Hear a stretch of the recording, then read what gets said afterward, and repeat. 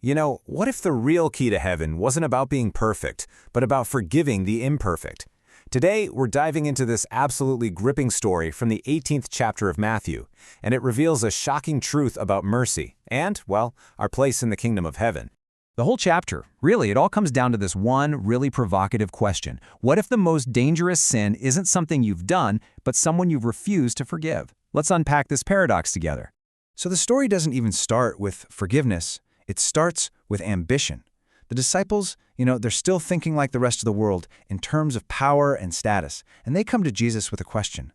They basically ask, all right, who's the top dog? Who's number one in the kingdom of heaven? They're looking for a corporate ladder, a pecking order.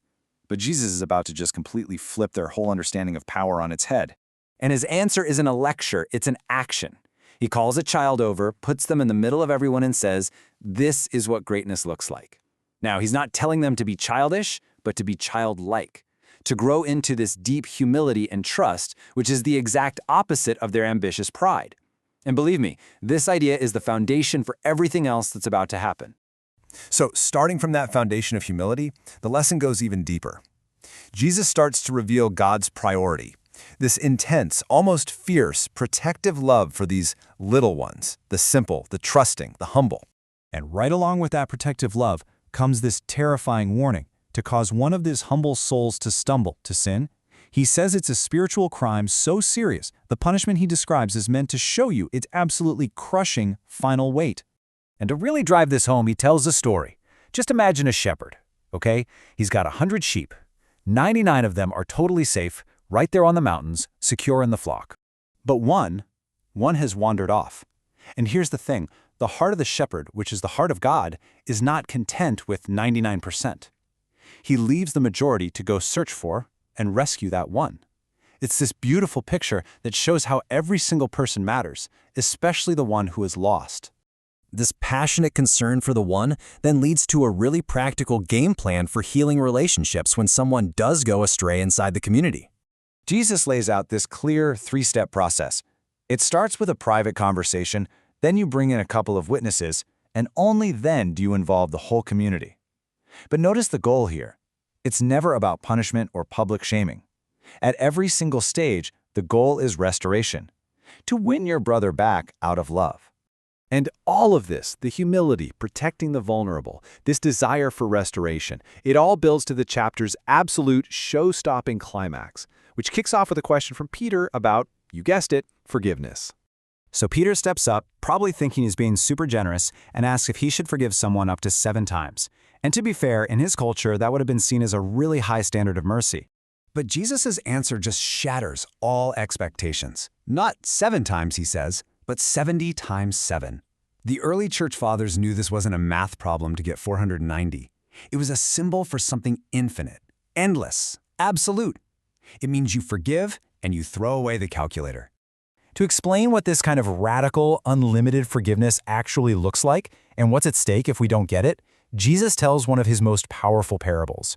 It all starts with a king who decides it's time to settle his accounts. And right here, the sheer scale of the debt is the entire point.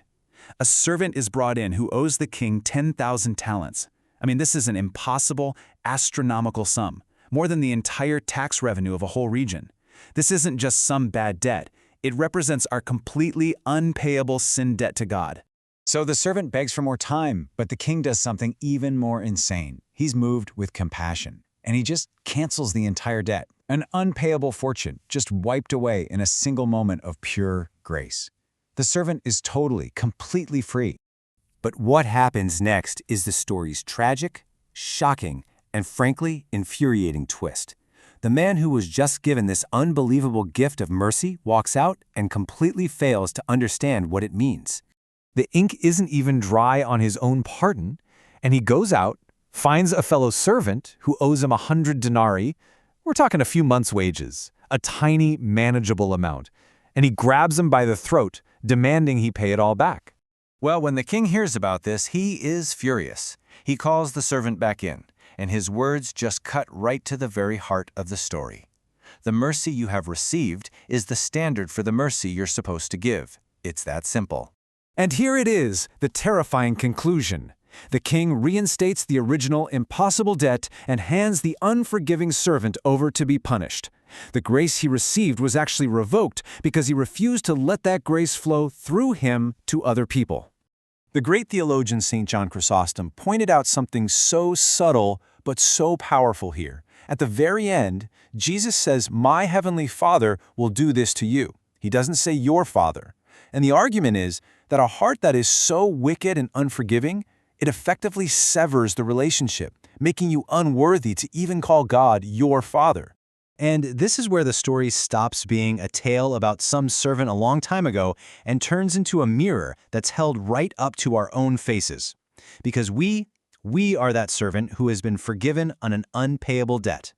So it all leads us back to that central and, let's be honest, pretty uncomfortable question. If we have truly grasped the scale of the grace we've received from God, an infinite debt canceled, how in the world can we justify holding on to the tiny debts that others owe us? In the end, the message of this entire chapter is this: forgiveness isn't just a nice suggestion.